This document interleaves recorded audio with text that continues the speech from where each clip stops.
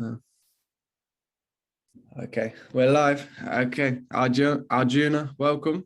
How you doing? Thank you. Thank you. I'm great, Harry. Thank you so much for having me. Not a problem. Now, with the becoming a monk, what made you? Was there a key moment in your life where that made you realize? Yeah, I think I had my life pretty sorted, except it didn't add up to a lot of it didn't add up to the satisfaction I thought it would. I was an outdoor instructor, had a house in the mountains and incredible friends, great job, the whole works, everything as I wanted it. But ultimately I was like, man, there's something missing. So yeah. Was that in Yorkshire? It was not. It was in New Zealand, in the South Island, in a little town called Wanaka. Didn't think that was a Yorkshire accent, but yeah, no, that was a good 20 years ago. So yeah. Oh wow! So you've been a monk for how many years? Since 2003. Since 2003. Was there a specific moment in your life that just made you realize, or was it a collection of things? I think it was a collection of things. I think I was having a ball, as I said, being an outdoor instructor, but I wanted to have that kind of aliveness and present moment awareness all the time. And I saw it probably wasn't what I was doing or where I was, but really what was going on between my ears. And there was a moment after I spent a season snowboarding, and I was just like, man, I should be the happiest guy alive, but I'm just kind of a bit blah about it all. So I was, that was probably the main moment where I was like, man, there's something else. I've got to go find it. So the part of it's talking about the needs, your desires. Is that right? Part of what? When you're a monk, it's controlling your needs and desires. Yeah. Well, I think that's an interesting thing. You know, I think the word attachment is probably better. In fact, that everybody has desires and preferences and wants and needs, but perhaps that's it. When they become needs, that's when you start suffering. When you need the world to be a certain way, that's when you get in trouble, because the world is reliably fickle in terms of what you think you need. Well, exactly. That's the thing. And happiness, when you're relying on all these external factors, it's a bit of a dangerous game, really, isn't it? And do you think too many people do rely on these external factors for happiness?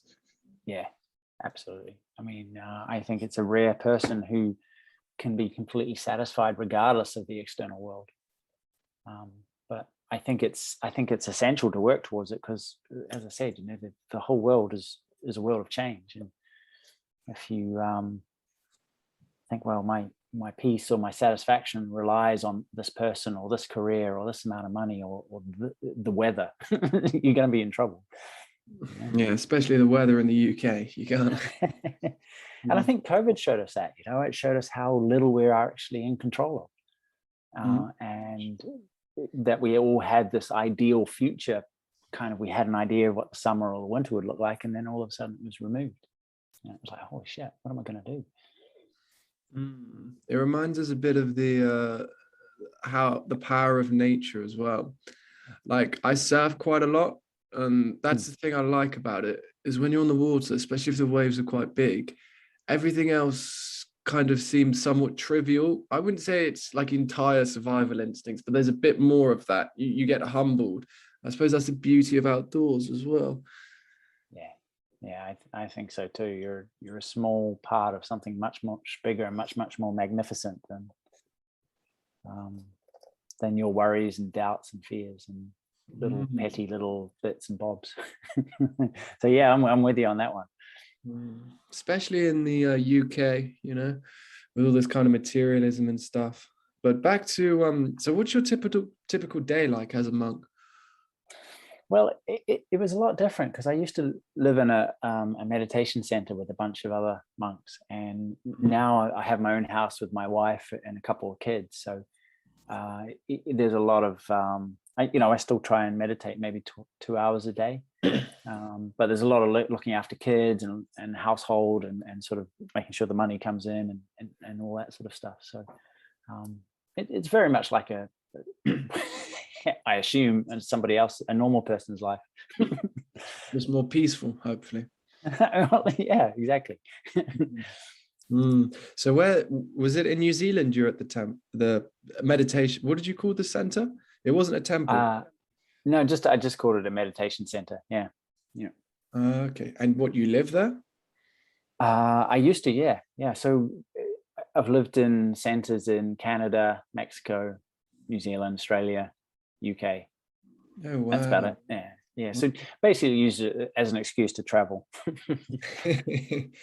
I've always thought that when I watch these documentaries in like Nepal, in the Himalayas, and you see these monks and you just see them meditating, which I meditate a bit, but we can get to that later, but I don't think I meditate enough. And they're just meditating in these temples with the most amazing views and sceneries in the mountains.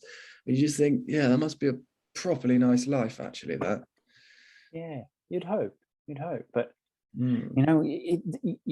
our minds can create hell out of any heaven, and in fact they can create heaven out of any hell. So I'm sure there's more than one monk who's a bit jaded with the whole thing and wish they were in Las Vegas or I assume that's the case. People miss the point about everything, don't they? So I assume that's the same with monks too. Do you remember your first day? My first monk day? Yeah. Yeah, I do. I remember the guy picking me up from the airport and me trying to climb in the wrong side of the car. Where was this? This was in British Columbia in Canada. Okay. So what were the events that led up to you? How does that happen? Who'd you email? Well, yeah.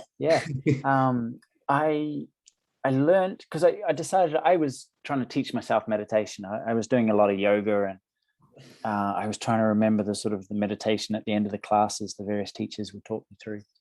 I picked up a book on Vipassana, which is a Buddhist kind of meditation, and tried to teach myself that. And in the end, I was like, man, I got to get myself to a class. I got to have someone show me how to. I want to do this right because I feel like I'm scratching the surface here, and I want to. If I'm going to spend some time doing this, I want to make sure I'm doing it properly. So yeah, went along to a weekend and I really, really enjoyed it. And they said, well, you can do up to 6 months in our main center in Canada. And I was like, 6 months? I'm there. So just took it from there, really. How old were you when you started the 6 months? Oh, yay. Maybe 27 or 28. Okay. That's an interesting age, actually. Well, that's the thing. That's why I wanted to talk to you, partly because I meditate.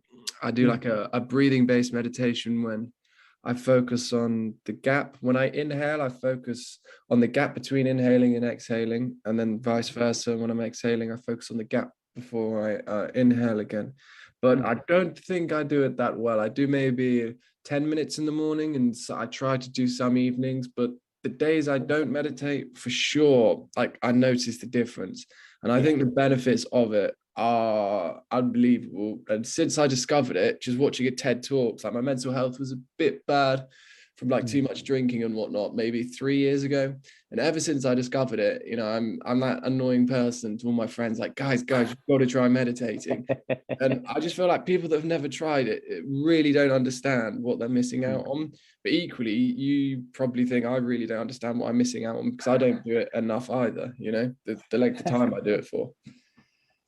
No, I think 10 minutes is incredible. I mean, I heard of a study that said as little as 7 minutes was enough to positively affect your brain on a biological level to make the links between brain cells more plastic. So you could learn. One of the difficulties of being a human is that what we believe for life. Once we get stuck in our ways, and the study was saying, just in terms of the physical connections, it's easier to think and be more open-minded. So it's as little as 7 minutes a day. So, you know, 10 minutes, if you're doing it, good work. I mean, I think consistency is more important than length of time. Yeah, definitely. And yeah, it's interesting you should say about how, you know, when humans think something, we think that way for life. And I was listening to this podcast with this neurologist explaining it, and they were saying, if you think of a sled on the snow, and when it goes down, it makes these grooves in the snow. And that's kind of what happens to our brain. And then when we're presented with certain situations, our character and, you know, our past experiences and stuff are what form these grooves and how we react in certain ways. Yeah. Which is kind of the same thing. But yeah, it is really interesting. I listened to a TED Talks about it, and they were saying this Harvard study, it increases memory and it actually grows part of the brain or something. Yeah. There's part of our brain called yikes, I've forgotten it. But anyway, it's kind of responsible for safety and safety in a physical sense. That's the one. Prefrontal cortex. Yeah, and so when that gets in meditation, it helps switch it off, which means you're braver, more courageous, but you care less about what other people think. You stop editing yourself and you start really just doing the things you always wanted to do or thought you could do. There's no sort of, well, I shouldn't, because what if I look like a fool and fall on my face? Now they say, sorry. Have you heard of a guy called Stephen Kotler who does he's written a lot of books on flow? Flow state. Flow state. Yeah, he talks a lot about, well, he really goes deep into the science, and that was one of the things I learned off him. I've heard of the flow state, but I didn't know the author and the guy behind the actual research. But they say with exercise as well, when you're exercising a lot, it shuts off, like the prefrontal cortex kind of closes down a little bit. It's less active as well. Yep. But no, for sure, the days when I meditate, have a good meditation session, you do feel far less self-conscious. And I think it helps me when I'm talking. This isn't a very good example, but just flowing, like the words and everything just link up more. Your brain literally works better.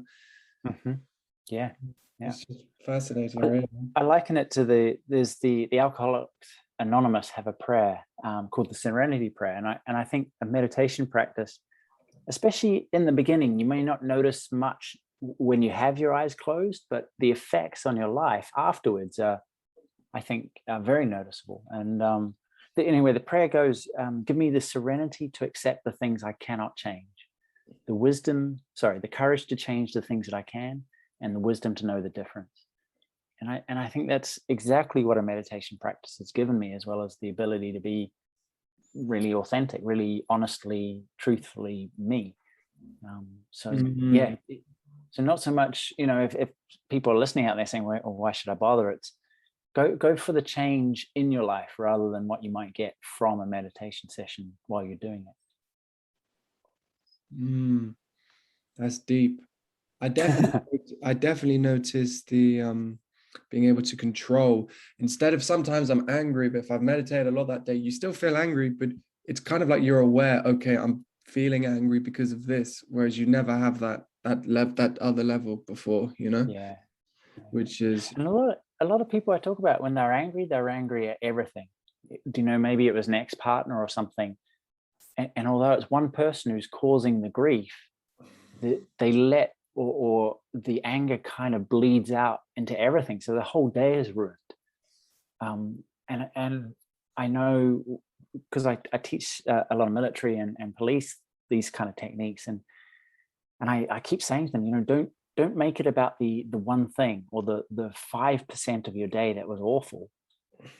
Remember, you know, put that in perspective, and I think the practices allow people to do that, to recognize it's just one idiot rather than we don't make the problem our life, if you see what I mean. You can step back from it.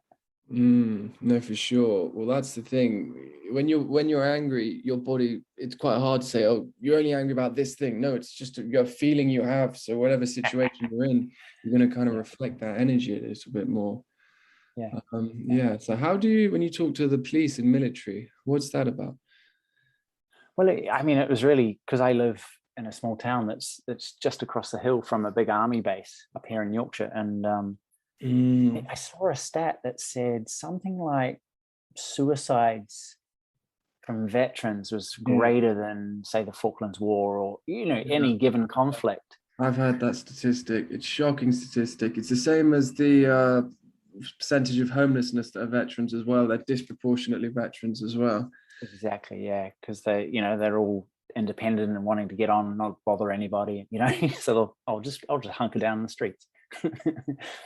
But yeah, so I heard this and I was like, man, I can help. I've got some skills. I'm sure if I can find the right words and the right language, if I can learn how to speak military, then we'll get on like a house on fire.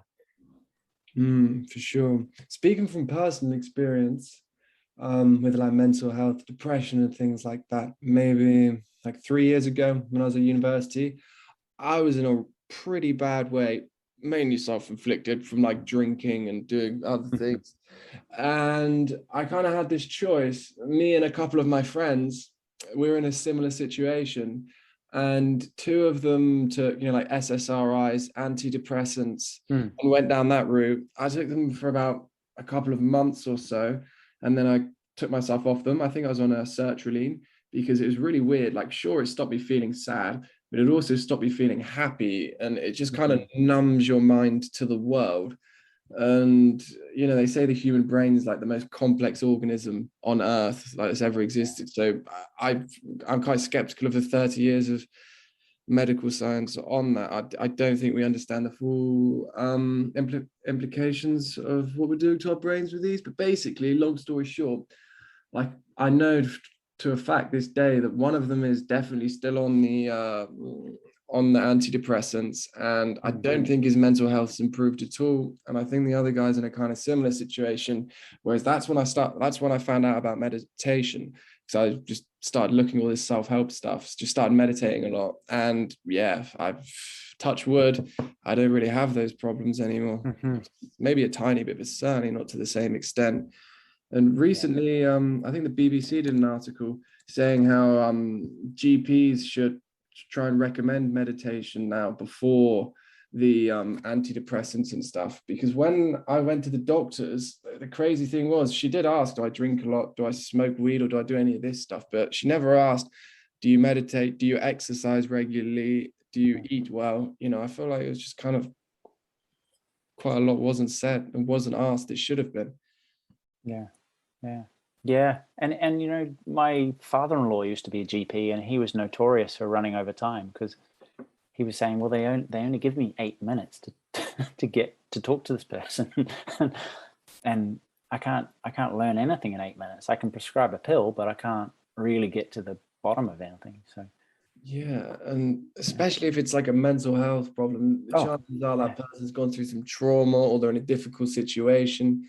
You can't really explain that quickly. You need like an hour long sit down and chat with them and whatnot. And return visits, and finding what works for the person, and getting the people to think differently, and, as you said, do different things with their bodies. Eat well, sleep well, exercise more, be out in nature. Even jumping in a cold river or a cold shower can help extraordinary your mood. It's like that cold water kind of therapy, isn't it? Yeah. I mean, partially just being out in nature, but even if you just find an ice bath somewhere, it can help so much.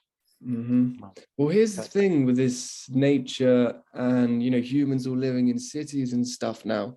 If you look at how long Homo sapiens have been around, it's only the last few thousand years that we've been in these houses and things. Whereas before we were always outside. But everyone knows you go outside, you go hill walking for a couple hours, you feel good. Yeah, we've just changed so much in such a short space of time. Yeah, it's true. We're we've got all this incredible modern technology and modern living conditions, but basically quite primitive brains. Yeah, they haven't had a chance to kind of evolve and catch up in time. I think some of that. I saw a study on the Boston Marathon bombing, and how PTSD effects, symptoms were greater than in people that watched it on TV compared with people who are on site. Who are actually there. Mm-hmm.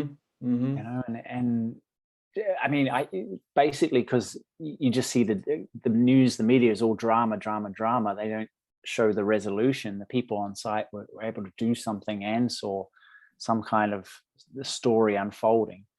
But yeah, we're fed an incredible amount of information and can only act on a minute percentage of it. So that causes havoc in our poor little heads too. That's fascinating, actually. Just through watching on the TV and their effects. I actually got to think with COVID as well. I know not a lot, but I do know some older people aren't in the best of health, I'll be honest, but they're just still so terrified of COVID. And it's like, yeah, sometimes the news is helpful, it's informative, but it hasn't, it's caused a lot of stress and a lot of anxiety in a lot of people as well. Oh, yeah. Yeah. A lot of fear, a lot of suspicion, a lot of separation. That perhaps wasn't 100% necessary. So when monks, is the whole goal, is your life dedicated to reaching enlightenment? Yeah. I used to be able to tell you what enlightenment is, but I couldn't tell you anymore. Well, that's the thing. How do you know whether you've got there or not, or is that not really the thing? Exactly. I was thinking that earlier. I was like, so how, if someone says they're enlightened, do you believe them, or is anyone enlightened officially? Well, you can definitely, what can you tell from the outside of a person? Yeah, I don't know, not much, but I think there's a certain feel or a certain, for want of a better word, a certain vibe that comes off a person. That's like a serene kind of calmness and an energy.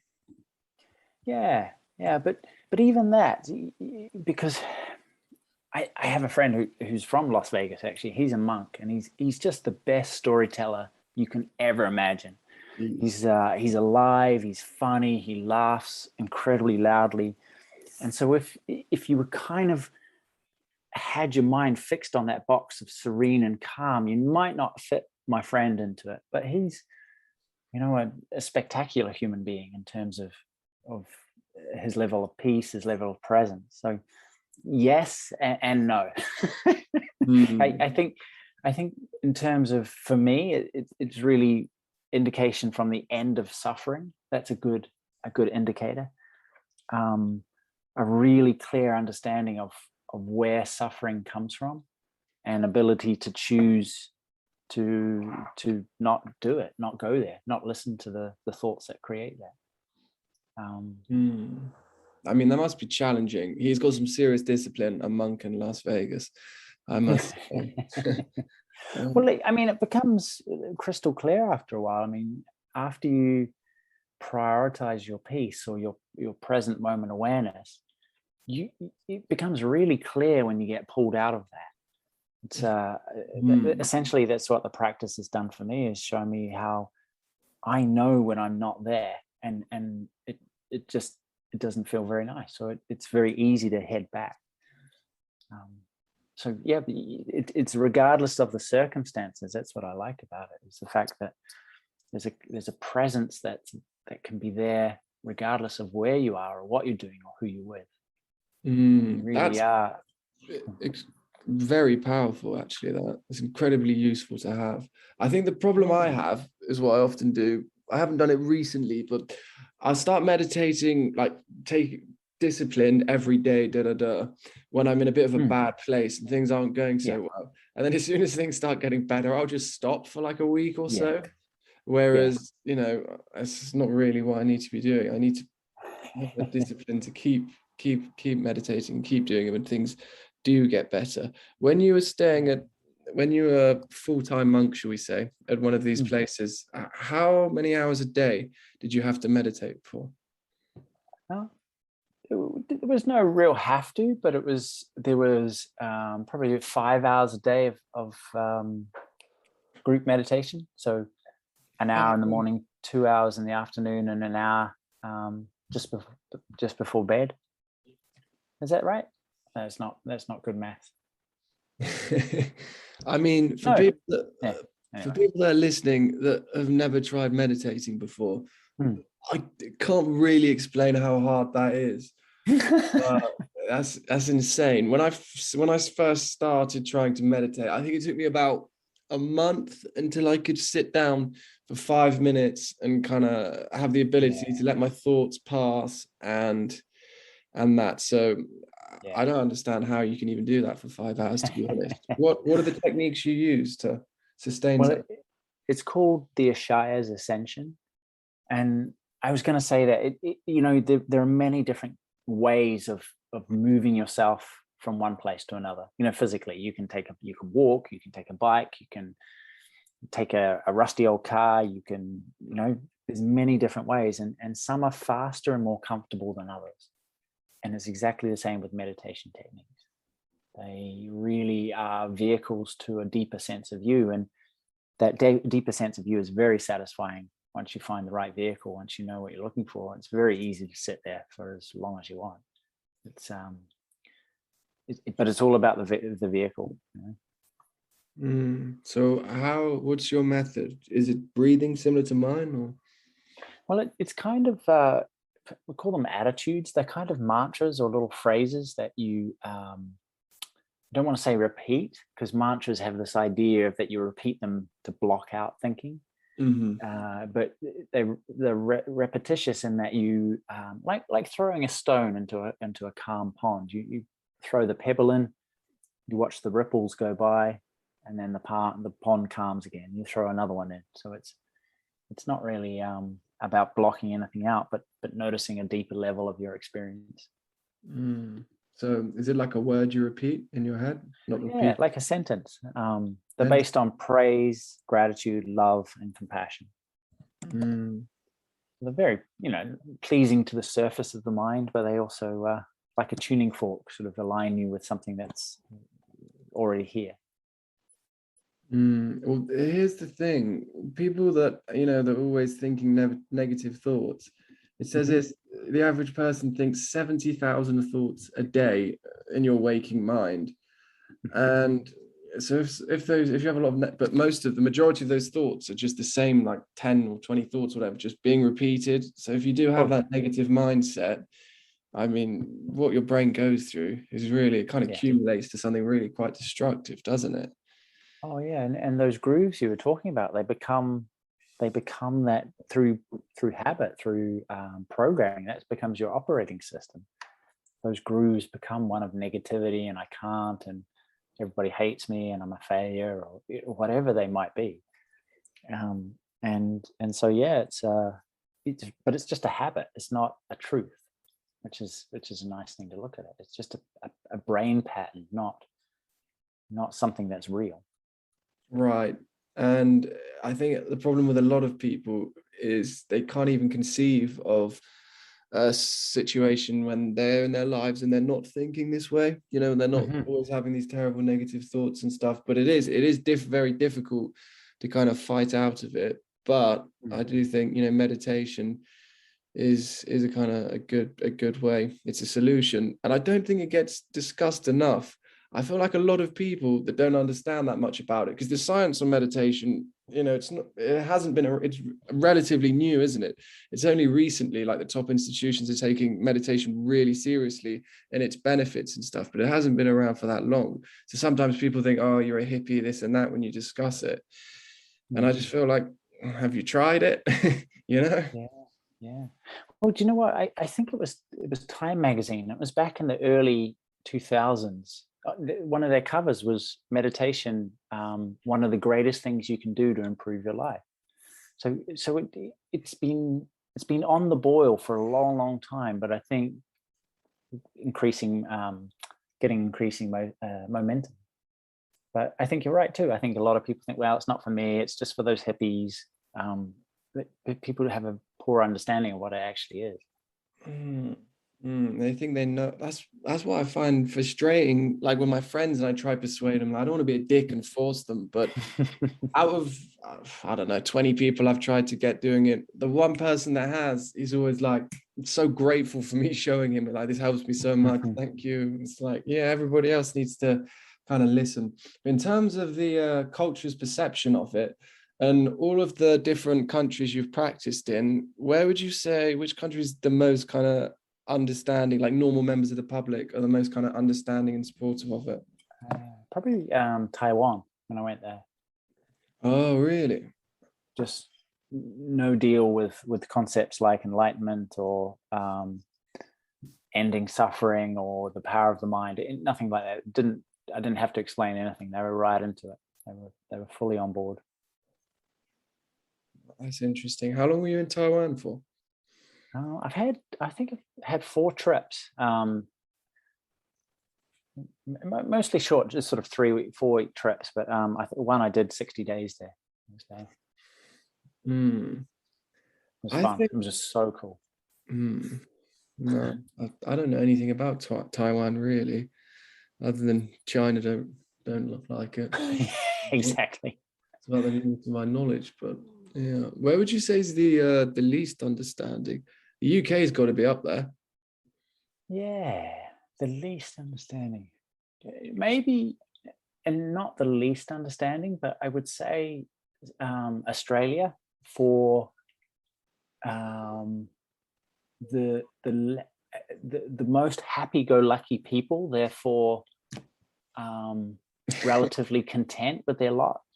Yeah, they're pretty, like the Australians. I love cricket, and they're tough people, you know. Yeah, they're tough people. My mother's friend that emigrated there, they couldn't believe it. They're like, the teachers swear at the kids, and you know it's normal there. They're tough people, I guess. But yeah, I couldn't imagine the average like Australian beer drinking, you know, hard sports playing guy to sit down and really appreciate meditation too much. Yeah. I think sometimes it takes a bit of suffering to kickstart somebody to really search for something much better than what they're kind of accidentally living. For sure. That was if your life is pretty good, if it's all right, and you know there's some highs and some lows, you kind of just bumble along without actually really finding that extra gear that we all have. It forces you. That was my situation. I was like, I'm in a fucked up place. I need something. I didn't want to go on those drugs, the medication. So, but yeah, for sure. So when people get to the difficult place, but the irony of it is that it's when you're in the hardest place like that, it's really hard to get the motivation to kind of find it to actually start practicing meditation, you know. Isn't that wild? Yeah. That's the very things that will help you the most are the things you just can't be bothered to do. You just really don't have the energy or the go to do them. Yeah. Nature and life, it can be like that sometimes, can't it? Or just getting up and having a shower, you know, it's just tough. The small steps we have to start with, really, isn't it? So today you say you meditate for 2 hours a day, right? Yeah, that's what I aim for. Yeah. And is that an hour straight? Yeah, so try and get an hour in the morning and an hour in the evening. Just while I put the kids to sleep, turn the lights off, I get a little cheeky hour and make sure they're asleep. You got them into meditating or not yet? I try and get my daughter, who's 4, just to breathe in and out through her nose, because she's a wicked snorer. Oh, okay. Well, that's the thing. You're supposed to only breathe in and out through. You're only supposed to breathe with your nose, aren't you? Yeah, nose is for breathing, mouth is for eating. Yep. So you're actually supposed to breathe, and that's the funny thing. Like I love doing the breath work and stuff. Nothing major, but even if I'm out, just sit in a park somewhere, just do a couple minutes of kind of focused deep breaths and breathing and stuff. And a lot of people don't actually know how to breathe. That's the kind of crazy thing. It sounds ridiculous when you say it, but I know. I do these like I was saying, these military courses, and I love it, just saying it, just talking them through how to breathe. And the difference before, this kind of, you know, friendly yet pretty skeptical, and I take them through 10 minutes of deep belly breathing, and then, you know, 3 of them are asleep. Just the level of like, oh wow, that has an effect, and it's undeniable.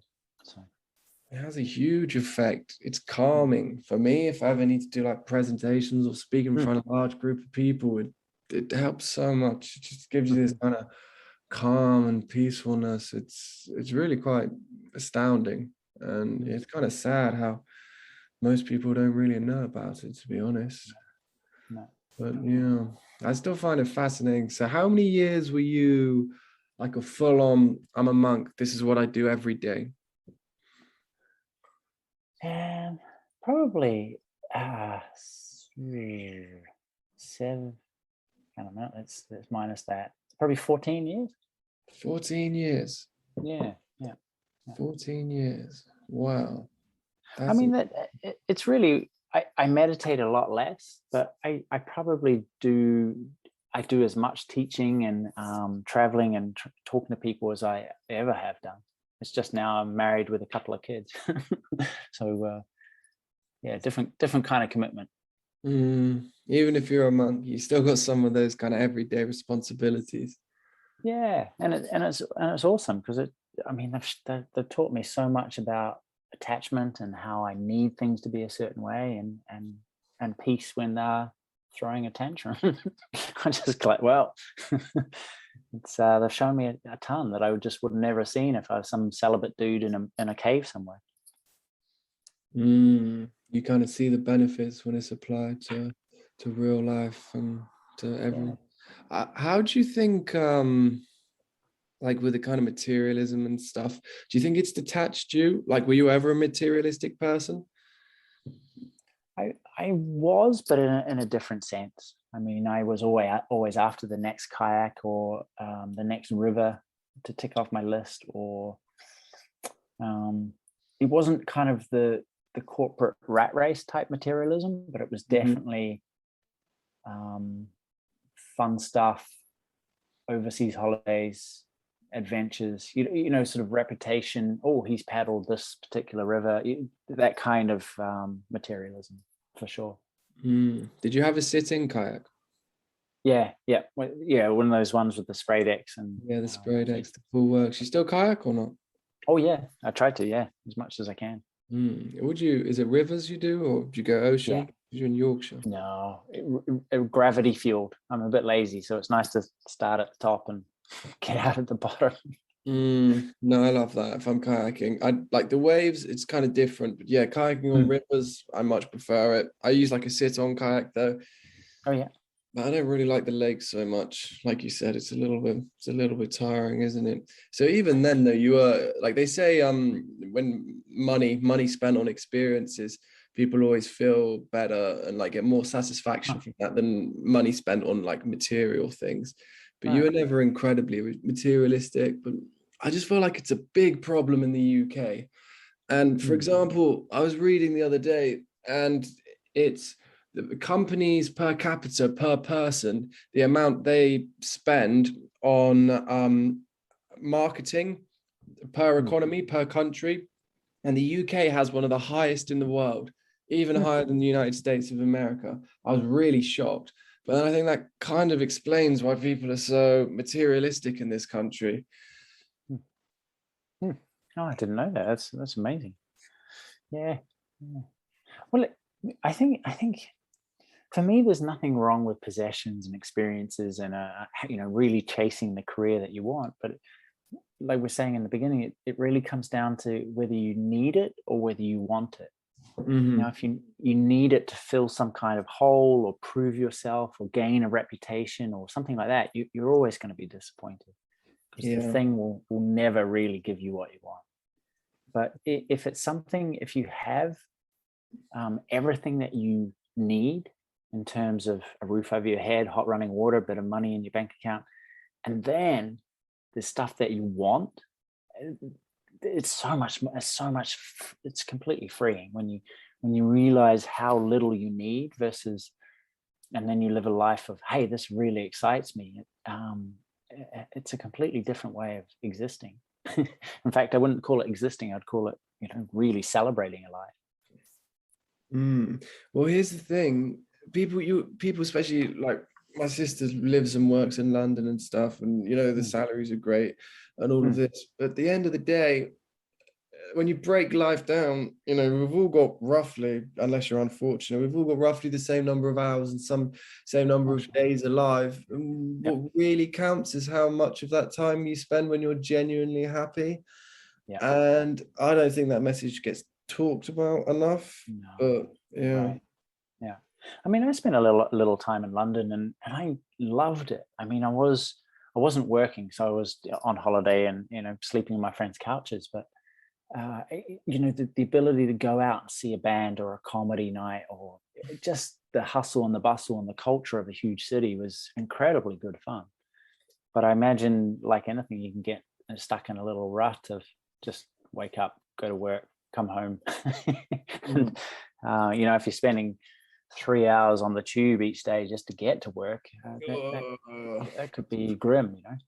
So that's not for me, but for some people, I bet they love it, and good on them. But yeah, for me, I think people have got to really recognize, you know, is this something that I really, really want to do, or am I doing it because I think I have to or I need to? And I think a lot of people during COVID, I know my cousin, he moved out of London. He was going to buy his house there, and it was, you know, 1 bedroom type deal, and he moved 2 hours away and worked online and got himself a 4-bedroom place in the country. Funny. So yeah, I think it's important to get really clear on your priorities too. So with the London thing, I read in the Financial Times, they think almost 700,000 people moved out of London during the first lockdown and the first COVID, and it did give people the ability to kind of reflect and reevaluate a little bit. But yeah, back to the like the wants and needs. I do think some people get a bit confused. Like, I spend a lot of time in France. I have a family there, and they just live in a little village in the mountains. And the thing I love about like the French people and the culture, they just seem to live in the moment a bit more. They do. You probably don't really see it in the UK, but you may have seen other places. They'll sit on plastic chairs outside the front of their house, just with their neighbor or with a friend chatting, and they'll just be there all day, just sat, just quite content. I always think, are these people happier than the investment banker in London or than the marketing exec and stuff, you know? I mean, he doesn't have a lot. They're not wealthy people by any means, but yeah. Well, I talk to a lot of entrepreneurs and athletes and military, like I said, and a lot of them are concerned that any sense of contentment will destroy their ambition. And for me, the kind of bringing in a meditation practice or a present moment practice always has to be explained in terms of stopping so you can do more. And so I get in that way, but knowing that if they do practice, if they do kind of listen and go, well, I need to plug in, I plug my phone in every day, maybe I should plug myself in every day. That sense of present moment, the satisfaction, brings a different perspective on what they're doing. So, you know, there's a lot of people out there who that whole memento mori thing, remember that you'll die, making the most of each and every moment, and sometimes that is being driven to insane degrees. So yeah, there's a lot of people out there who don't want to sit on who are scared of sitting on a plastic chair somewhere in the mountains, and just you know, sounds ideal to me, but not to everyone. For sure. Has it ever had like a not a negative effect, but a different effect? Like, some of these entrepreneurs, they're like, you know what, fuck this, and they just stop and they just want to go start meditating more and just be more peaceful, or are they all still driven? I think they're still driven.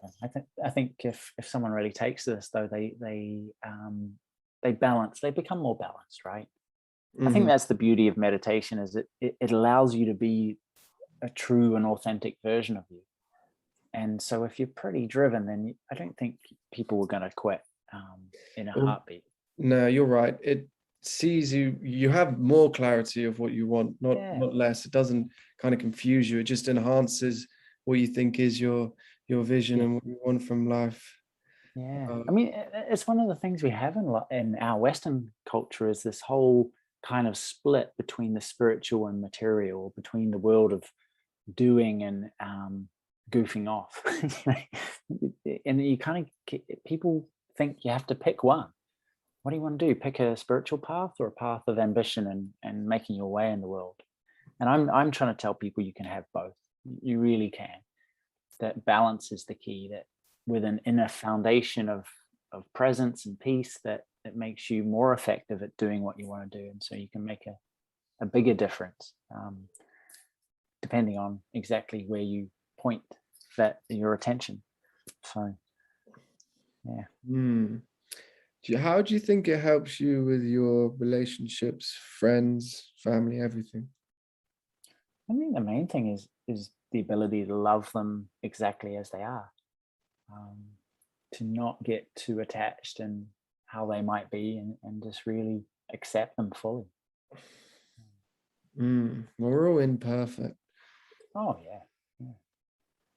We all got our faults. Yeah, and our loved ones, we we throw more advice at them than we do our friends. We can accept and love our friends for exactly as they are, but we have a hard time doing that with our closest ones. So I think that causes a lot more trouble than it's ever going to be worth.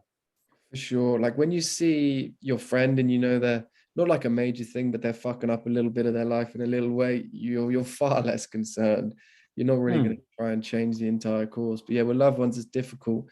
And often people, the way we try and teach them, to try and change them, to give them their advice, is people aren't very good at giving advice, and we're not very good at taking advice either. Yeah. Which is, it's a lot of the problem, really. Yeah, I think people really just are after acceptance rather than your opinion. For sure. We all want to feel that, and we all want to feel important, Yeah, and I think that unconditional love really is a great leveling, or a great when people stop trying to be somebody to someone, they kind of can stop and go, okay, why am I doing that? It's trying to be somebody first, and then that's probably what causes most of the troubles to people. Kind of projection. So it's Buddhism, right? No, it's from the kind of the Vedic tradition, from the area of India where Buddhism and where Zen came from before it hit Japan. But it's probably more a philosophy than a religion. The Ishayas. What's it called? Sorry, repeat. The Ishayas, Ishaya. Okay. So do you read? Do you have like scripts and things you have to read, or books? No.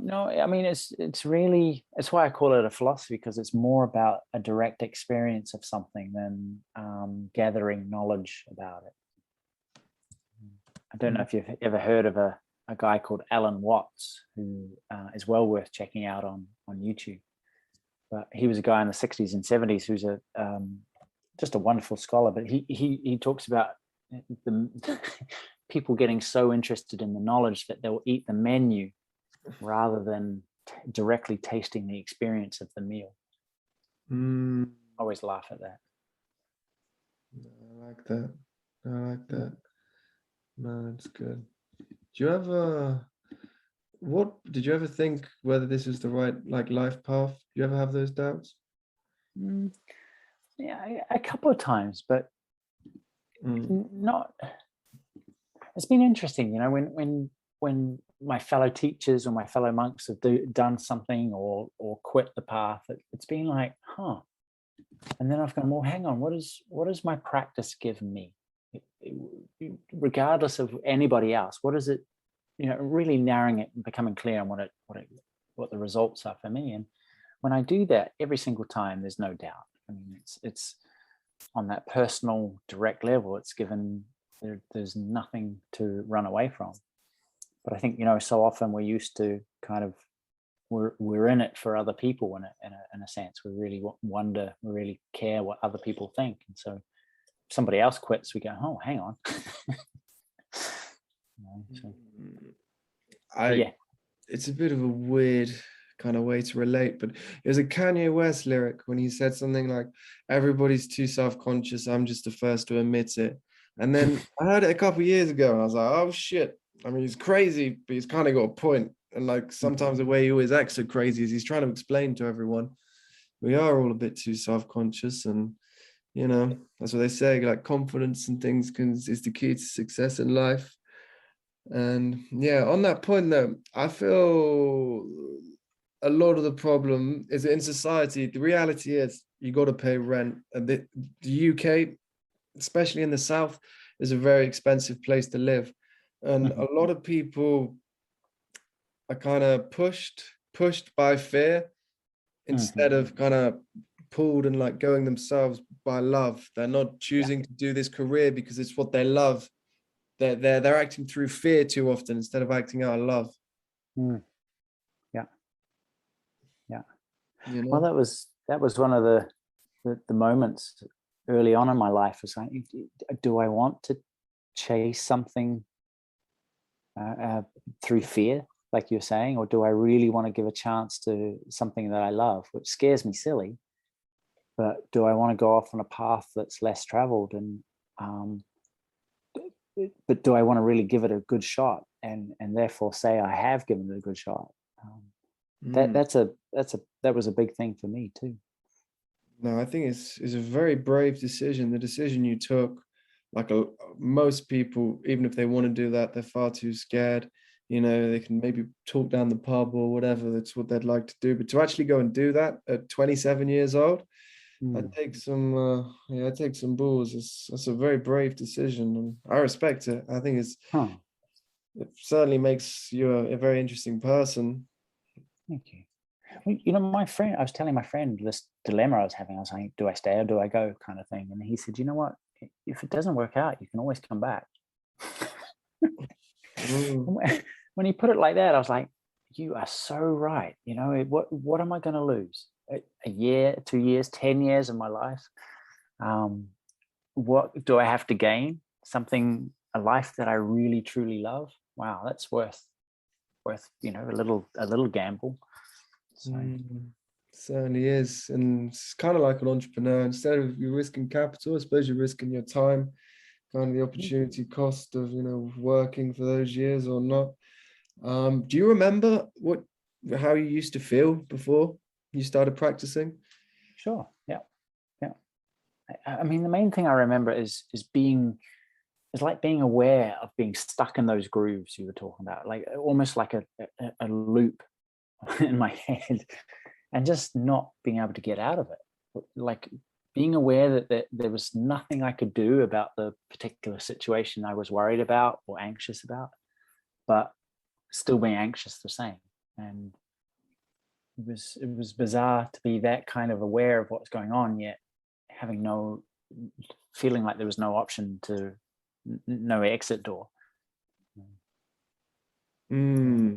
So do you think you're in a bad place? It didn't sound like you're in a bad place when you chose to become a monk.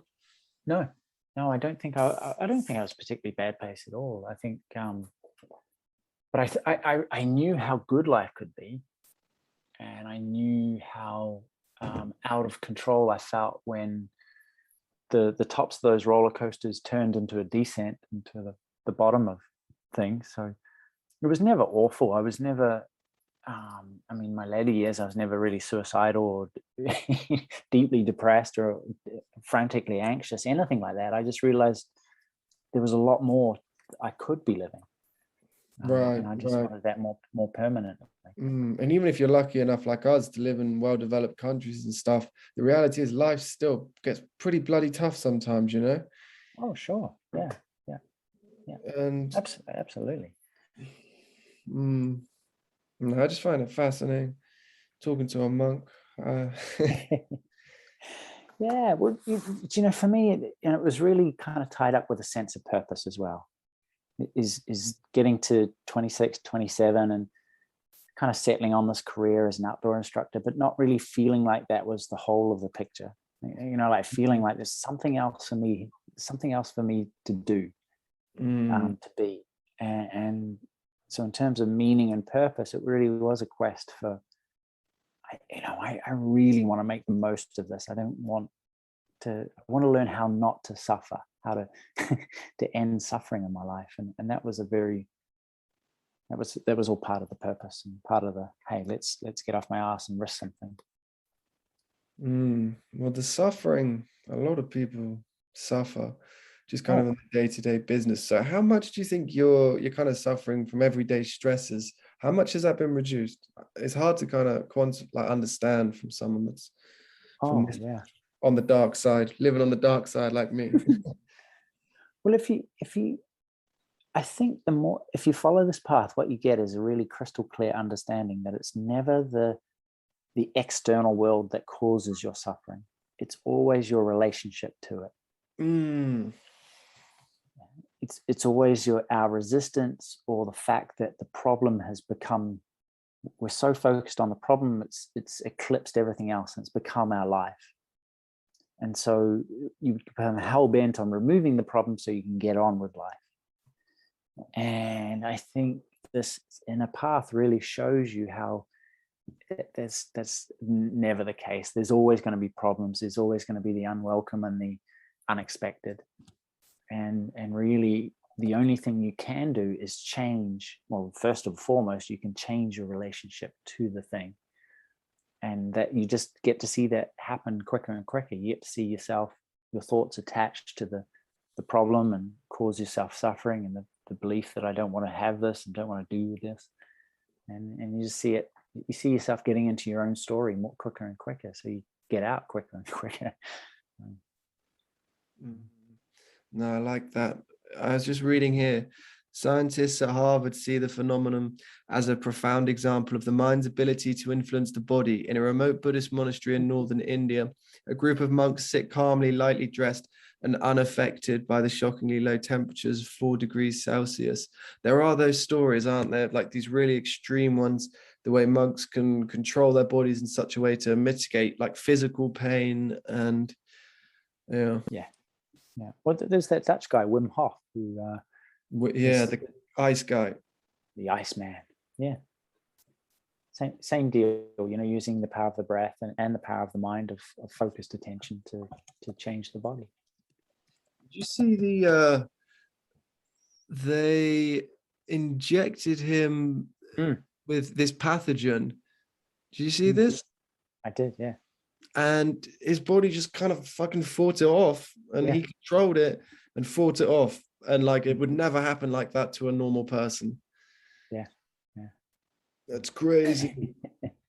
It's interesting though, because there's a story about Buddha, and this is kind of, I resonate with this. And he heard about a magician who in a Buddha was doing his travels, a village coming up, and this magician could walk on water.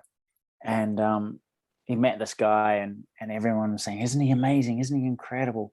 And he said, he learned a party trick. He learned to walk on water. What he should have done was learn to remove his attachments, to learn how to be content. And I like that. We spend a lot of time still trying to shape our bodies and our worlds to be a certain way. And really the power of contentment, of complete acceptance is incredibly powerful, because then you don't need anything to change. You don't need your body to be any particular way. That's why I like certain wild animals.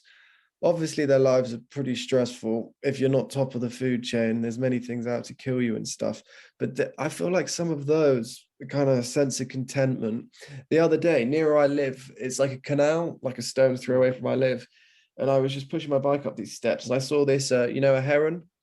It's this huge heron, maybe 3 or 4 feet tall. And he was just stood by the water, just kind of staring out at the canal. And I was just kind of stood. I could get really close to him as well. I was maybe like 10, 15 feet away. And I was just stood watching him for 30 minutes. And he didn't so much as move. Obviously, I don't know what's going on in his mind and stuff. But I think certain animals, maybe because their brains aren't capable of having all of these thoughts, they kind of just have more survival thoughts. I don't know whether they have any of that or not, but do you know what I mean? I like studying the kind of animals and kind of relating it. Yeah, yeah, yeah, yeah. I mean, me too. Me too. I love watching being in nature, but I think and there's nothing wrong with looking after your responsibilities and chasing goals and trying to get something, trying to change something. But I think the missing part of the puzzle is really the ability to be absolutely content with the way things are right now. Because whatever you're doing takes time to build. Exactly. Whatever you do, whatever it is, it's a journey. And yet this whole thing for me has come full circle into the ability to go, you know what? I can choose to be content no matter what. And I think given that, it's a bit of a superpower that anyone can gather. It just takes a little bit of practice. But in that, the present moment becomes perfect. There's nothing this moment is needed, nothing required. And that's a wonderful place to live. Well, that's the thing. Your feelings and your emotions, you're not feeling the future goal and stuff. You're feeling the present always. Yep. So you kind of need to be content with it. You're like, the boxer Tyson Fury?